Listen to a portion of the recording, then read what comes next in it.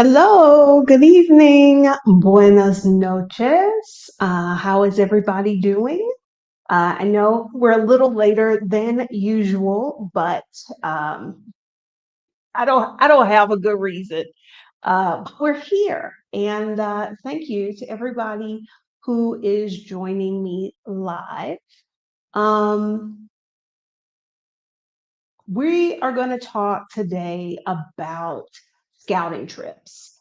I have lived outside of the US for uh, almost 9.5 years, más o menos. And I have lived in four different countries. Two of those countries I never visited before I moved there.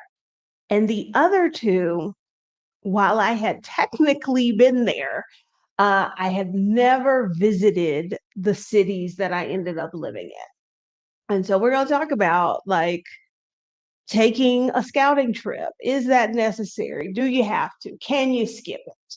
But first, um, before we jump into that, in case you are new here, welcome to the channel. My name is Adelia Borshade. Though most people know me as Picky Girl Travels the World, I am a financial educator and coach who likes to share the stuff that I know. And that includes all that money stuff that no one taught you growing up, the ins and outs of solo travel as a Black woman, as well as what it's like to live in another country and how you can too. If that kind of stuff sounds good to you, subscribe to the channel. That is really the only way to make sure that YouTube continues to bring this content to your feed. If you are already subscribed, do you have notifications turned on so that you know when I'm going live, especially when I do it at a different time than I said I would? Um, so, yeah. Before we get started, hey, everybody in the chat. Before we get started, I just want to remind you if by chance you were wanting to participate in the Get Started Investing Challenge, which starts November 2nd. It is a 6-day challenge to help Black women understand their 401ks, their Roth IRAs, and otherwise get started investing in the US stock market. If you are interested in that, there are, I believe, 3 spots left. Um, I'm pretty sure there is a link in the description of this video, but just in case there isn't, you can go to Picky Girl Travels the World /link party, and it's a long list of the links to everything. So if you want to get on the mailing list, you want to register for the investing challenge, you can do all of that there. But I'm pretty sure that there is a link in the description. Okay. So we're talking about scouting trips. Now, I have done 2 previous videos on scouting trips. One of them is called something like Are Scouting Trips Worth It? I did link that in the description. And then the other one, the more recent video I did, is called something like Planning Your Scouting Trip. It goes through like, these are the things you should do on your scouting trip. I linked that as well in the description. Um, and so here's the thing. I work with folks who want to move to another country, but often don't think that they can do a scouting trip, or they're questioning, can they? Because let's be real, a scouting trip could be expensive. And depending on your situation, given the tumultuous time we are living in right now, the US economy is not great. Lots of Black women are losing their jobs. And if, you are in a particularly difficult economic situation right now, the additional cost associated with taking a scouting trip might, you know, throw a wrench in your plans. So, and then when we talk about like, well, how much should a scouting trip cost? Well, that's going to depend. You're going to have to pay for airfare, and if the country that you're considering is fairly close, maybe airfare won't be too expensive, or maybe it will be. Um, Airfare prices, I don't know about y'all. I'm not loving the airfare prices I have been seeing as of late, but you've got the price of your flight, you've got lodging, and you've got meals. And that could be in the thousands of dollars. And so, if you're somebody who's not moving abroad with a giant cushion, that might be a reason that you're like, maybe I can't make this scouting trip work. Is a scouting trip absolutely necessary for your move abroad? Well, I just gave you my own experience. I will say I never did a scouting trip, but that's okay. I take that back. I currently live in Mexico City, and technically, I did come to scout, but it was by accident. I came for like 4 or 5 days. And really, I already knew I was going to move here. It wasn't a question of let me go spend some time in Mexico City to see how I like it, if it's a good fit. I'd already decided this was going to happen. Many of you have heard this story umpteen times, but my previous employer in a different country, we were parting ways, and I did not want to return to the United States. And so I ended up coming to Mexico. What I had a plane ticket to Mexico City. Because I didn't want to go back to the US, it was like, okay, I guess I'm moving to Mexico City. So those 4 or 5 days I was here was really about walking around to see what neighborhood I wanted to live in. It really wasn't about, is this place a good fit for me? So that's why I don't technically count it as a scouting trip. So I don't believe that you have to do a scouting trip. So if funds are tight, or the way that you are, the timing of your move and your current financial situation just don't afford you several thousands of dollars extra, I can see foregoing the scouting trip. Another reason why you might forego your scouting trip could be the time necessary for it. Because if we're honest, like my little 4 or 5 day trip here to Mexico City, that really wouldn't have been enough to be a true scouting trip. I would say the ideal amount of time would be at least 4 weeks, maybe 6 would be better.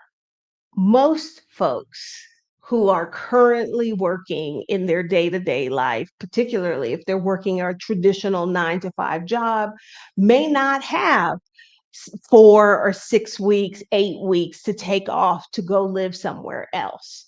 Um, so I could see not having the time, or not having the time, not being able to get the time off might be a reason why you can't take a scouting trip. And I think that's fair. Now, if you are particularly well traveled, like you'd have been somewhere, you probably don't need an entire month. But if, because there are a lot of folks who I talk to that are literally one of the first things on their move abroad uh, to-do list is like, get passport. So this move abroad might be the first time they're traveling outside the States. unless, they were traveling back in the days when we didn't have to always have a passport, when we could use our birth certificates. But if you are a particularly well-traveled person, you can probably get by with a week or two. But if you've only been to one or two places and you've only been there for like a week visiting as a tourist, I don't know that if you're going to do a scouting trip, you can get by with less than about 4 weeks. So, does that mean if you don't have money for a scouting trip and you don't have time for a scouting trip that you can't take one and therefore you cannot move abroad? No, that is not what I'm saying. But we do need to have a conversation. Excuse me. We do need to have a conversation about, well, what do you do when you can't take a scouting trip? I am curious because I see the names here in the chat. Some of you are already abroad. Some of you are not. Did y'all take scouting trips? Let me know. Excuse me.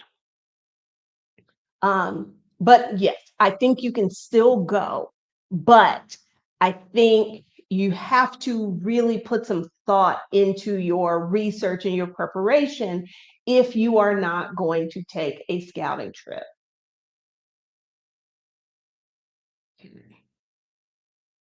All right.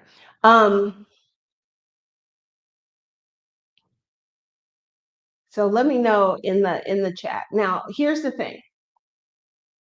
If you are going to move to a country and not do a scouting trip, you have to ask yourself, um, can you live with the consequences of that decision?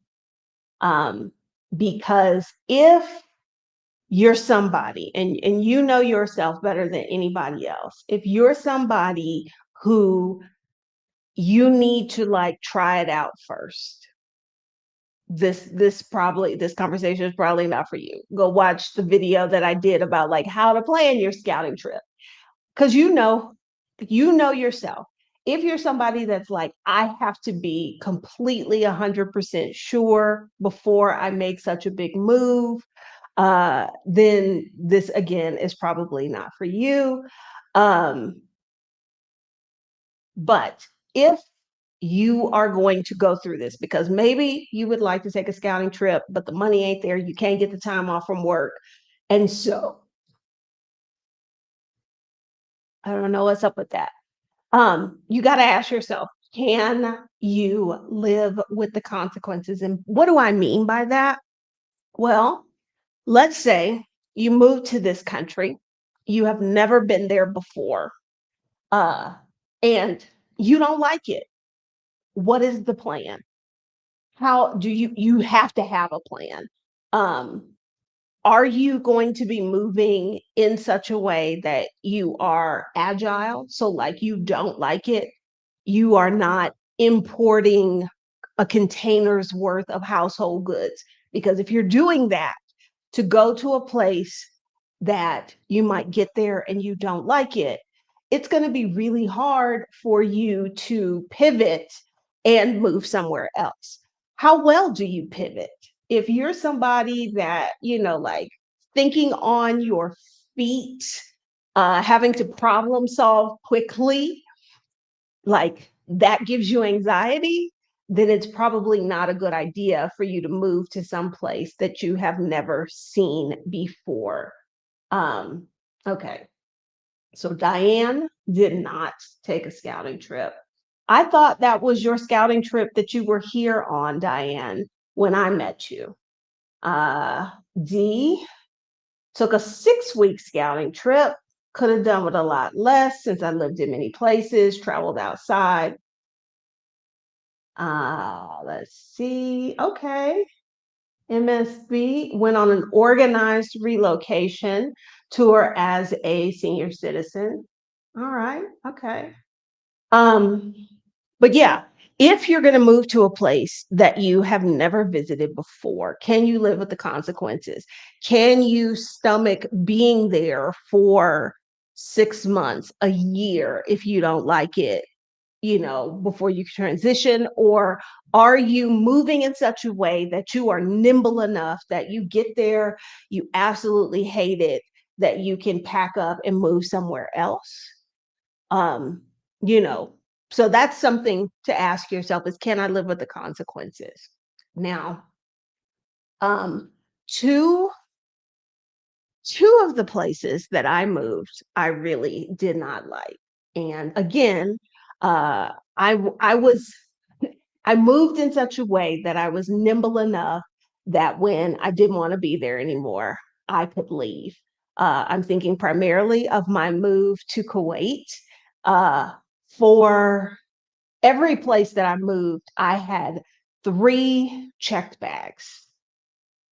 And so if everything you own is in 3 checked bags and things, like I discovered very quickly that that was not the place for me. It was a lot easier for me to pack up and leave and go somewhere else because it was just me and my 3 suitcases. But had I moved to Kuwait and shipped a bunch of things, getting out of the country, particularly the way that I ended up getting out of the country, would have definitely been more difficult. I'd actually been to China before and I knew I didn't want to live there. I moved there anyway, which is a whole nother thing. But again, having so little with me allowed that when it was time for me to go in the midst of a global pandemic, it was a lot easier for me to get out because it was just me and my 3 bags, as opposed to a whole house load of stuff. Okay. All right. So just say I moved to Florida without scouting, big mistake, and packed up and went somewhere else. That's the thing. Like, you don't have to pick the perfect place. And if you get there and you don't like it, be prepared for that.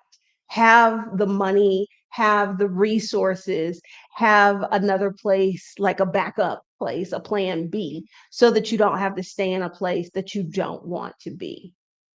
Now, if you're not going to do a scouting trip, what do you do? How do you know? How do you go about knowing, is this place a good choice for me? Is this place a good fit for me? So let's talk about that a little bit.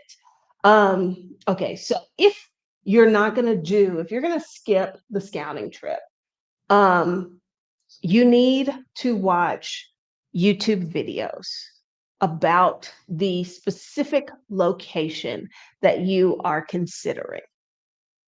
And these videos should be recent. I would try my best to watch stuff in the last year.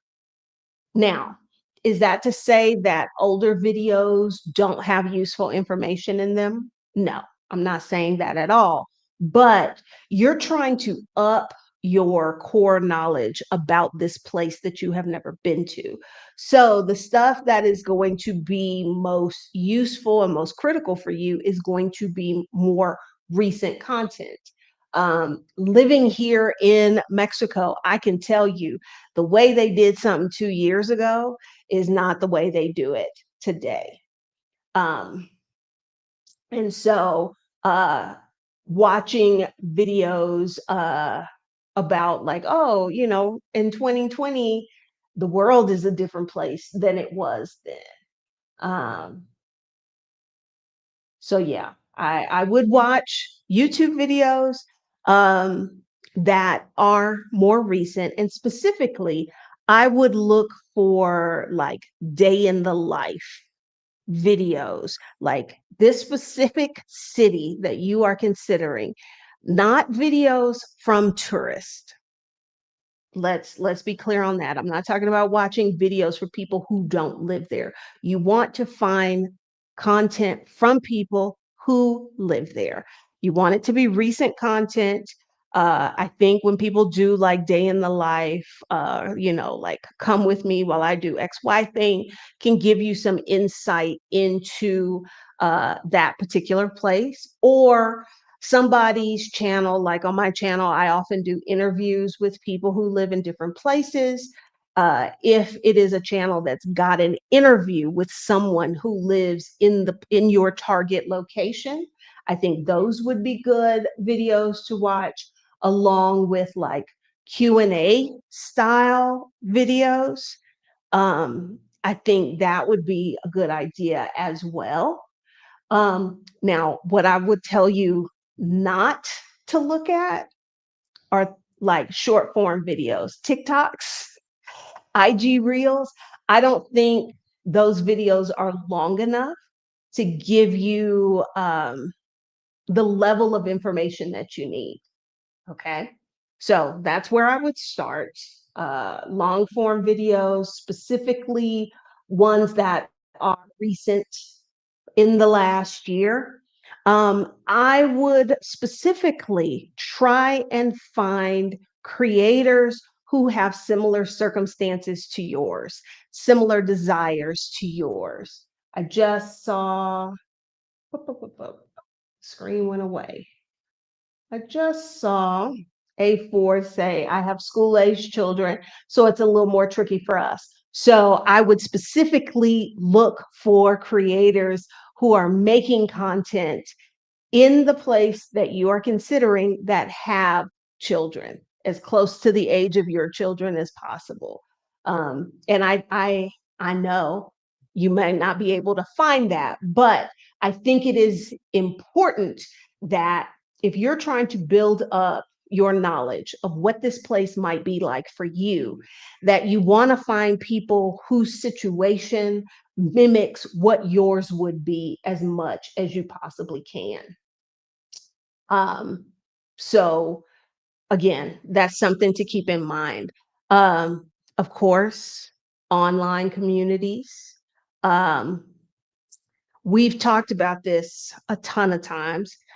So many of the people who have been guests on this channel have talked about that if you do have a Facebook account, you're going to want to find the Facebook groups for the places that you are considering. And know that there are affinity group face affinity specific Facebook groups like Brothers and Sisters in Mexico City, Black in Portugal. There are those groups, but there are also the larger groups that kind of cover everybody. Those different groups, I think, have different purposes. Um, over the years of me living outside the States and helping people who want to move, I would say that what was I going to say? Oh, yeah. In the bigger groups, I tend not to ask questions. It's more of I am searching through the content that's already there. I am, monitoring the questions that are being asked and seeing like, oh, is that a thing I want to know? Because the larger groups don't tend to be very nice spaces.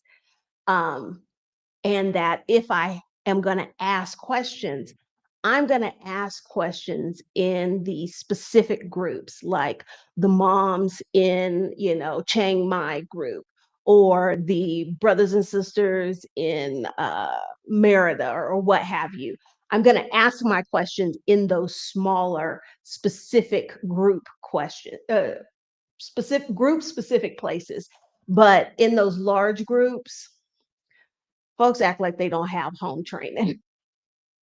And I'm not going to subject myself to you know, the craziness. Um, okay. So Facebook groups, WhatsApp groups. Now, how do you find out about the WhatsApp groups? Usually from the Facebook groups. But if you have been watching content on YouTube from specific creators, they may also be able to connect you with WhatsApp groups. that are in the specific location, ag- or yeah, because like when I lived in China, Facebook groups were not such a big part because Facebook is illegal there, but the WeChat groups, which is like the Chinese version of WhatsApp, that's you needed to be in the WeChat groups because that's where it went down. That's where you got the information. That's where you could get the answers to your questions. And then there are some folks who have communities that are off of Facebook altogether, because I get it. I am not a fan of Facebook. I would rather not be there myself. So I get those of you who are like, don't have a Facebook account, ain't gonna make one. You've got like the Expat app that is,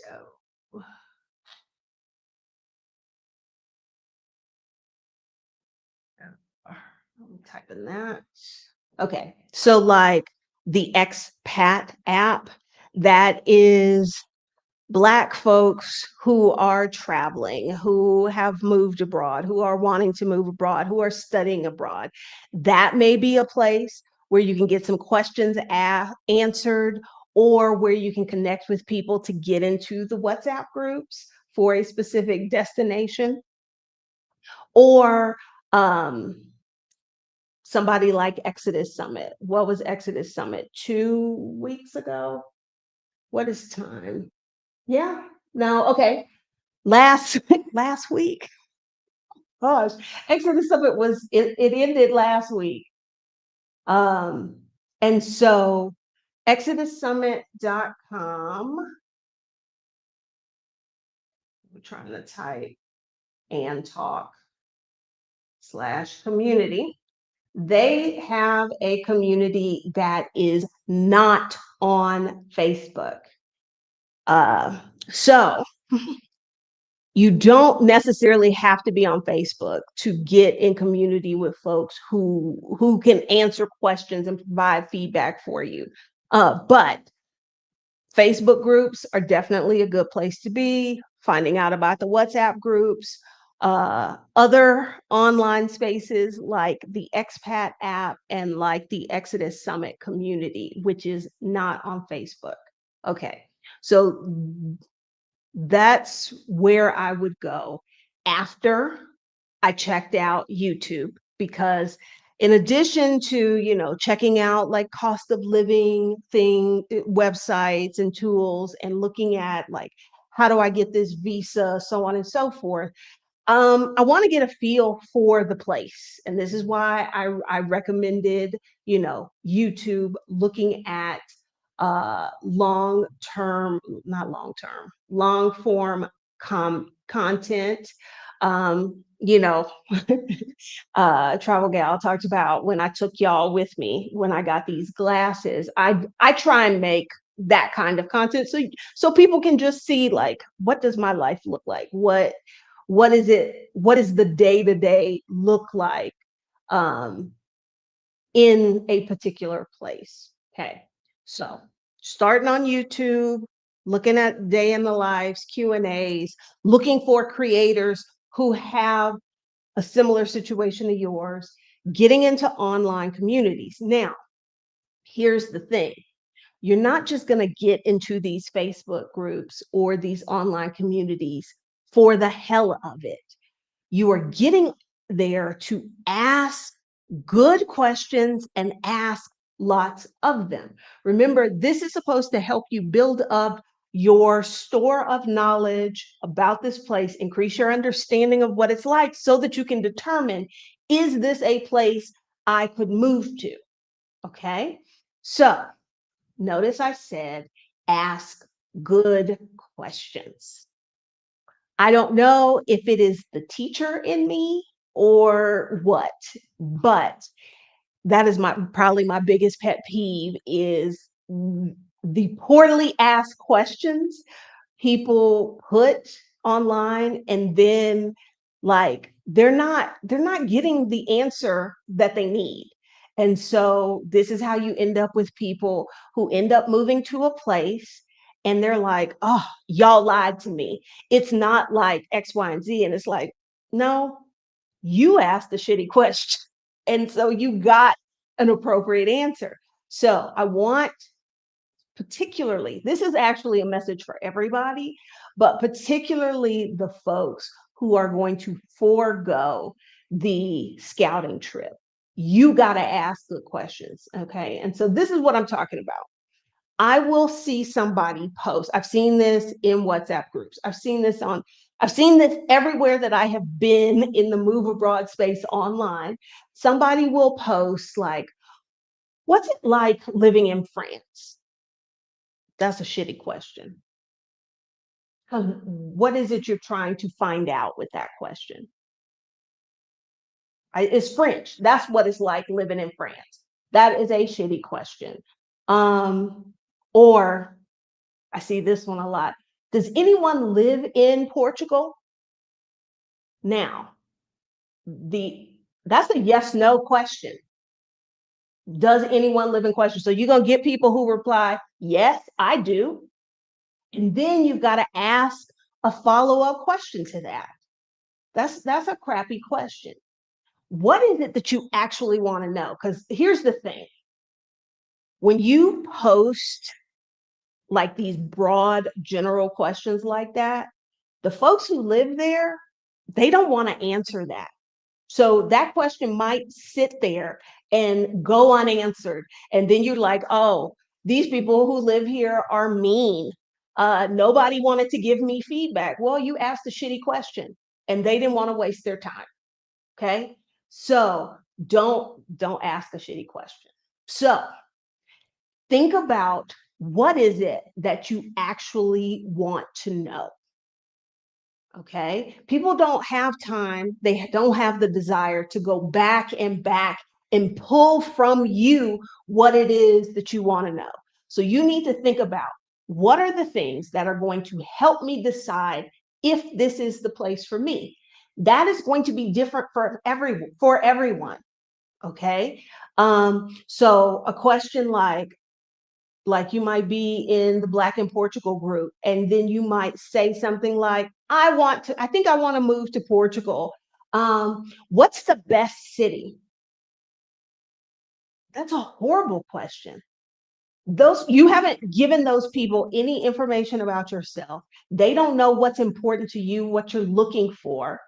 I wouldn't answer that question because that's going to take too much of my time. Okay. So be specific in your question.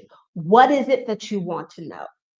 Do you want to know about, like, you have a hobby, like I sew?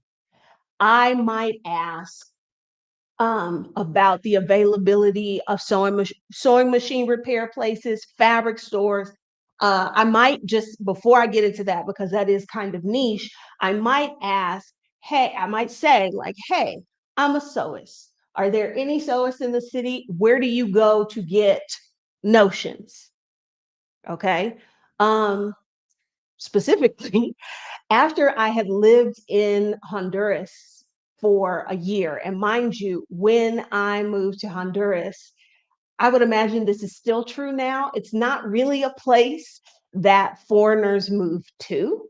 Therefore, there was virtually nothing online to help me. So I just flew by the seat of my pants, didn't know what I was getting into.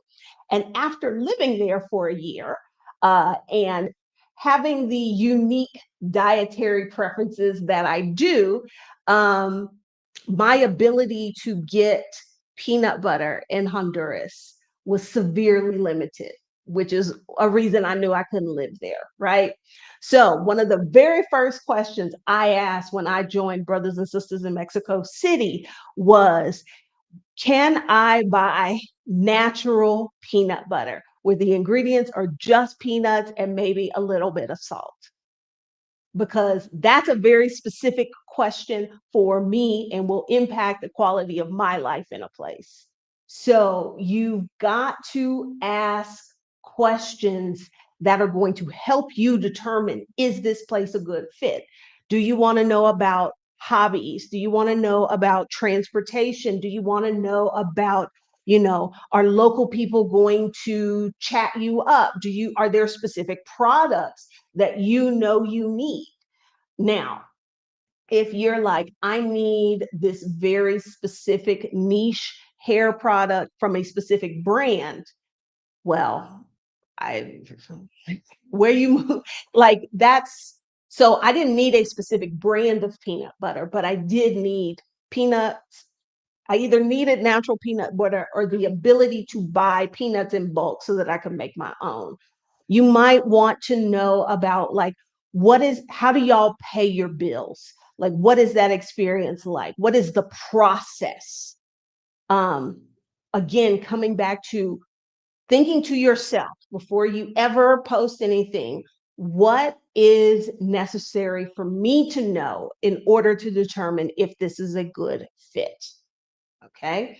Another kind of bad question that I see, like people say stuff like, I'm thinking about moving there and I'm trying to find a family friendly neighborhood, as if there are neighborhoods that don't have families. Also, what does family friendly even mean? Because how I define family friendly and what you define as family friendly may be very different.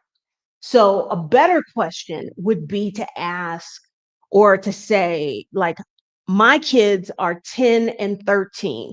What type of extracurricular activities are available? How much do they typically cost? Are they something we sign up for through school, or is this something I have to find separately? See how that second question is much more specific, and it's going to be easier for people to give you the information you actually need. And that's the whole point of asking the questions.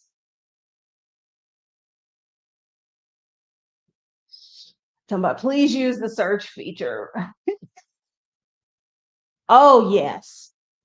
Posting in the group before you and asking a question before you have done a search, it's very apparent, particularly for the people who have lived there for a while or who have been in the group for a while. They know you didn't do a search. And so if you didn't do a search first, you're just wanting somebody to hand this information to you. And that does not endear you to them. So, yes, absolutely do a search. This part, like people be like, well, I want to live in a place that's kid friendly. Baby, they got kids everywhere. What does that mean? What are you trying to say? Because like what do you mean? Um or okay, so let's say cuz here's the thing.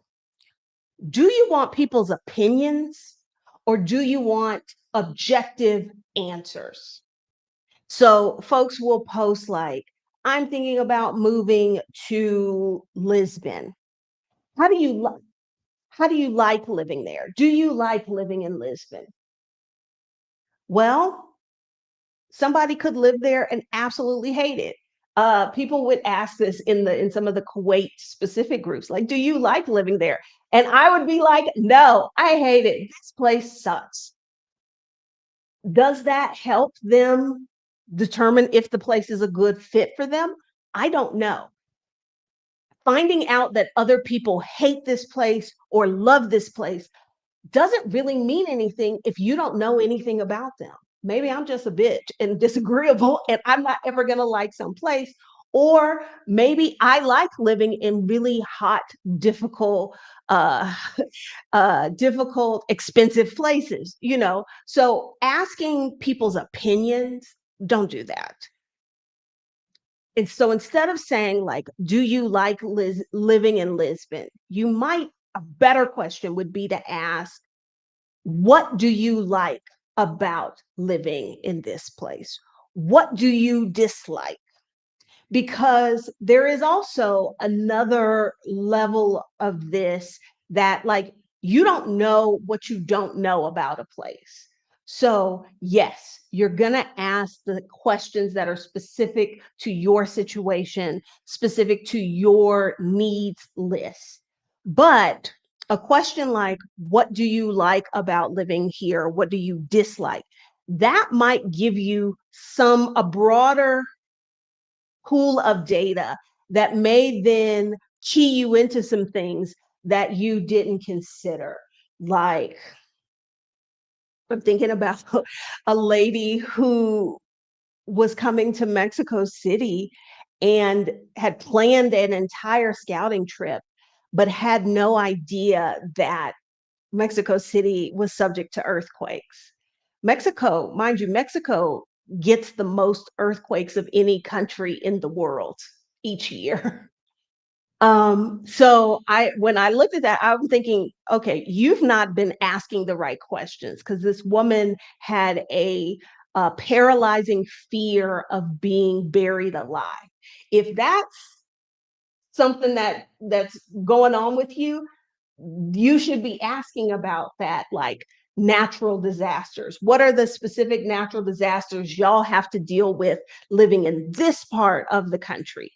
Because if you're near the border between the United States and Mexico, earthquakes are a little less of an issue versus where I live, and we are, 2 hours away from an active volcano, that kind of thing. But you got to be specific. You got to think about those things that really matter to you. Um, but again, there are some I'm going to acknowledge there are some things you don't know because you don't know them. And so there are ways to craft a question that would get you a broader response pool. And maybe and that's the other part is when you get this information, going through the responses and picking up on things like, oh, hadn't thought about that. What are follow-up questions that I have that would address my specific concern about this thing? Um, here's another thing. You want to ask good questions, you got to give people context. I be wanting to punch somebody in the throat who posed a question like, I want to leave out of the United States. Where should I move? I don't know nothing about you. You ain't told me nothing about you or your situation. I could tell you to move to Afghanistan because you've asked this dumbass question. So I shouldn't call it a dumbass question, a poorly constructed question. Okay. So you need to give enough context. Um, get this a lot. People will ask about housing prices. And they'll be like, well, can I get an apartment for $1,500? Yeah, you can. You can get one that costs $15,000. You can get one that costs $1,500. You can get one that costs $150. All levels exist.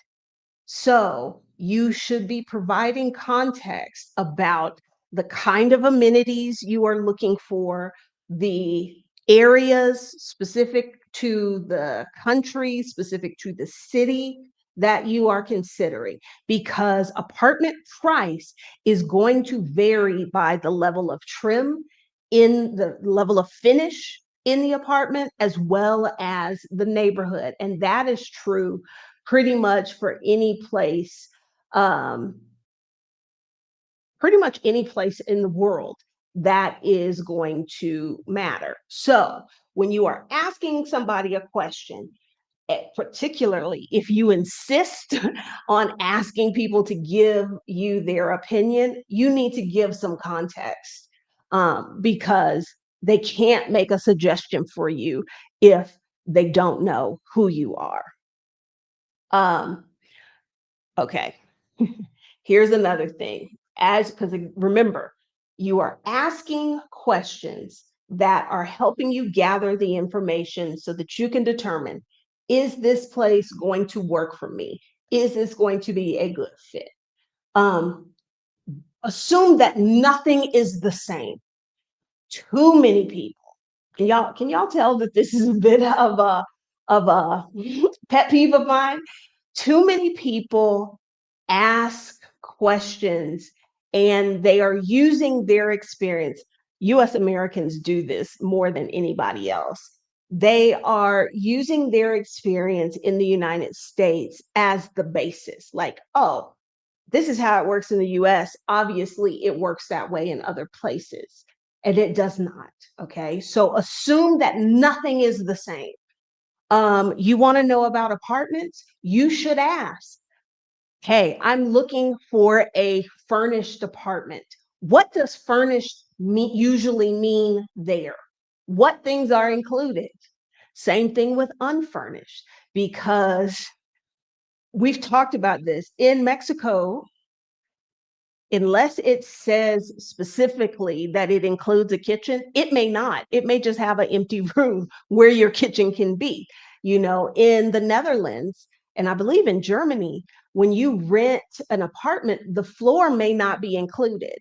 So, like, yes, when people move out, they take their floor, they take the kitchen, they take the cabinets, not just the appliances. So, don't assume you're looking for an apartment and the things that come standard in apartments in your country is what the standard is everywhere else, because that's not the case. um uh, or I see this one a lot, uh is, okay, I'm thinking about moving there, can you suggest an agent or a realtor? That's not, I know some of y'all are like, well, what's wrong with that question? That's making the assumption that realtors are even a thing, or that agents have rental properties. The better question would be, how do you find an apartment there? Because here's the thing, like I said, I've lived in 4 different countries. It had never occurred to me that I'm supposed to get an agent. And actually, with the exception of one place I have lived, uh, you don't, most people don't find their apartments with an agent of any kind. Um, so I would ask people, I'd find out, how do you find apartments? Where do you go to find them? Here in Mexico, I would say 90% of the available units are not listed with anyone. They have put up a sign in the window, they have listed it on Craigslist or Facebook or something like that. So making that assumption, like, oh, I just get an agent, or I in certain parts of the United States, you go to an apartment building and you go to the desk and you ask about upcoming vacancies. It doesn't really work like that in a lot of other parts of the world. Um, uh, no, AI would not be good for these types of questions. Absolutely not. Um, we are asking these questions to people who live there. Because even if, and I would say this, even if you were going to take the scouting trip, you've got this information, this data that you've gathered online. You still need to vet that. So let's say you use the Earth Awaits and it tells you that this is what you could expect if you're living, modestly or luxuriously in this place. I'm still going to take those numbers and I'm going to follow up in these groups, in these communities, and specifically say, if I'm living in this kind of neighborhood, is this amount of rent reasonable? This is what I found online. Um, is this reasonable? AI is not going to be able to give you that kind of feedback. AI just combs what it has been fed and will give you the answer it thinks you want. So absolutely, I would not do that with these. Thank you for saying this, Big Sis Dula, because people don't know not to do this. In the group, when you're asking questions, do not say, my budget is this, or I make this amount per month. Can I live comfortably? Where can I live comfortably? No, do not do that, because somebody is sitting there like, ooh, This is going to be an easy mark. Somebody's going to use that information to try and rob you. Don't do that. Specificity is going to be your friend as you are trying to gather information. Because again, that question doesn't actually, so let's say you say, I make $4,000 a month. Can I live on that? Depends. If you want to rent a place that's $4,000, then no, you can't. Because again, you've not provided the important context. A better way to ask that question is give them the context of the kind of apartment you're interested in, the kind of activities, how often you would be eating out. Will you have a car? Will you be relying on ride shares? That sort of thing. What do you think I could do all of this on per month? That would be a better way to phrase that question. Um, okay. Da, da, da, da. Yes. Um, so don't assume that stuff works the same way. Um, we get this question a lot. And I get where this question is coming from, but again, we're assuming that things work the same way. Folks want to know, well, where do the Black folks be at? Where do the Black people live? Okay, particularly if you're coming from the United States and you've not stopped to think about, well, why are there Black neighborhoods in the cities in the United States? Like, was that by choice, or were there systemic things in place that reduce our options? Okay, so assuming that there's going to be a Black area, a Black neighborhood, or a place where all the Black people get together, no, it doesn't work the same. So, what is it specifically you want to know? Why do you want to know? Do you want to know where people are getting their hair done? Specify the type of hair service you're looking for and ask about that. Do you want to know, where can you find a specific kind of food? Or if you can find a specific kind of food, ask about that. So, whether or not you can successfully move to another place without visiting it first is directly related to how much information you have and how much useful information. And whether or not you gather useful information, that is directly tied to the quality of your questions. Okay.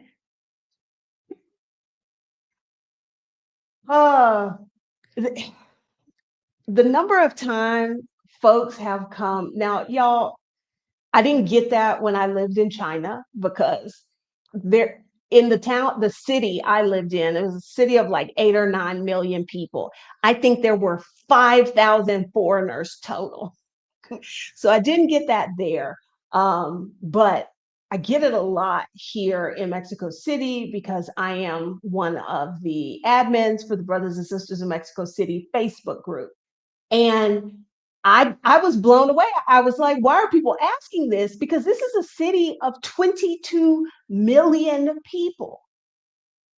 We're like this much of the population, and there aren't laws and practices here meant to segregate us. So people, of course, are going to live all over. So I just didn't understand that. I don't like these questions either. Because what is single female safety? What is it you specifically want to know? And I'm not yelling at you, B. But when people post that question, it's like, what do you want to know? Because I'd be feeling safe in a lot of places that maybe other people wouldn't. Um, Walkable. What do you mean by walkable? What are the kinds of things you want to be walkable to? I saw somebody post one time. She wanted to live close to the beach or on a mountain, but she wanted to live someplace walkable. Those are not things that go together. That's generally not, that's generally not how it works. Like neighborhoods. What are you looking for in a neighborhood? If you've got children with you and it's a place like where I live, most people live close to where their kids go to school. So if when people are asking about, oh, well, can y'all suggest neighborhoods to me? What is it that you need? What is it that you are looking for? You got to give people context. So I cannot stress enough the importance of the quality of the questions that you ask as you are gathering the information to make your decision. Okay. Now, the other thing that I need you to do, or rather, I need you to not do, if you are going to um, move to a place without a scouting trip, do not, absolutely do not pay for long-term accommodations that you have never seen physically in person. Okay? Never, ever, ever. Don't ever do that. Let me say it again. Don't ever, ever do that. Um, Take this from me personally, because I am somebody who I did it. And I thought I thought I was being cheap. Let me just say that. I booked a 1 month Airbnb because you could get a cheaper rate. And I saw pictures of the place and it looked like the pictures, but there were things, and y'all know this, there are things that you cannot pick up from pictures, like the smell, presence of bugs or dog hair or things like that. You cannot pick that up from the pictures. So I don't, because again, if we're working from the, well, this is how things work where I live, and you would line up housing before you move there. Don't do that. Get you someplace short term, be it a hotel, be it an Airbnb, be it hell, even a hostel. I think that's actually a very underutilized temporary housing solution when you're trying to find long term housing. But I believe you should not contract long term housing over a distance. You need to do that in person. Again, if you have not physically walked that place, it's too much of a gamble. It's too much of a gamble. Okay, what do I consider long-term accommodations? Like 6 months, a year, depending on where you're going. Um, like here in Mexico City, the only legal lease you can have is a 12-month lease. Now, are there landlords who might give you a 6-month lease? Absolutely. But if something is wrong and you need to go to court, you won't have a leg to stand on because that lease isn't legal. So when I'm talking about long term, I'm like, you're going to live there. This is where you're going to live. There are people who I think maybe they get excited or they get worried, like, I'm not going to be able to find anything when I get there. Um, but the risk that you're going to be unhappy with what you book or you might get scammed is too high. So I would say you're making this move, you've never been there before, book a place for a week or 2 weeks max. I would not book more than 2 weeks. Okay. So, but when I'm talking about long term accommodation, I mean like the place that you're going to want to live in. And I know, y'all, I know there are people who buy houses and they only had the realtor do a walkthrough and they had a video camera, they FaceTimed or whatever. I know people do that, but I'm telling you, don't do that. Don't do that because it's not going to work out. If you have not physically been in that place, you have not walked down that street. I'm pretty sure I told y'all the story of when I came back to Mexico after living in China. I gave myself a week to find an apartment. And ideally, I would have liked to have found a furnished apartment, because again, I just had my 3 suitcases and it was the middle of a pandemic. And I went to see this apartment in a neighborhood I knew was rough around the edges. I knew this. And it wasn't until I physically went there, because the apartment was gorgeous, brand new building. But when I walked from the apartment to the metro station, I got solicited in the park. And as I looked around, I was like, oh, that's what y'all do here. I would not have known that had I not physically been there. And then how was I going to walk home at night through this park where folks are soliciting people? Like, that's their business. I just don't care to be solicited or folks think I'm out here working, you know? Um,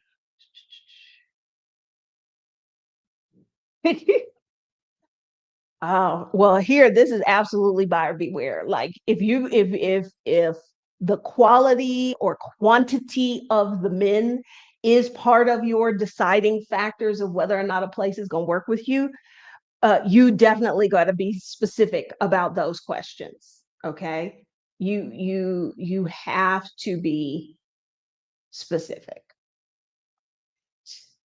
Um, where's another question I saw in here? Uh, How do you go? How do you get information regarding mold? Portugal is known for it. I'd like to know how to pick a place to avoid it. I don't, I mean, like, I don't know anything. You're right. Portugal has a problem with it, particularly older buildings. I know that's why some people will only consider newer buildings or renovated buildings. Um, I think, again, this is another reason why you would absolutely not want to book something sight unseen where you've not physically been there. I would imagine aren't there like mold detecting strips or something like that? Could you take those with you? I don't know. Mexico City, that's not been an issue we deal with, but I know in hotter parts of the country, that is something. And again, often you can't pick up on it unless you're physically there in the place. That is not the button I meant to push. That is the button I meant to push. So absolutely. We got to be specific with our questions. We've got to make sure that we are consuming content from folks that will provide us the information that's going to help us to make that decision, whether that is, day in the life videos, interviews with people who are living in the specific place you are considering, finding creators, excuse me, who have a similar situation to yours, and absolutely do not book long-term accommodations. Do not sign a lease uh, before you have physically been there. And even then, you want to know the rules about, like, I see this a lot with US Americans. The landlord will give them a lease in English. If it's not a country where English is widely spoken, that lease is probably non-enforceable because it is not in the language of the country. Excuse me, y'all.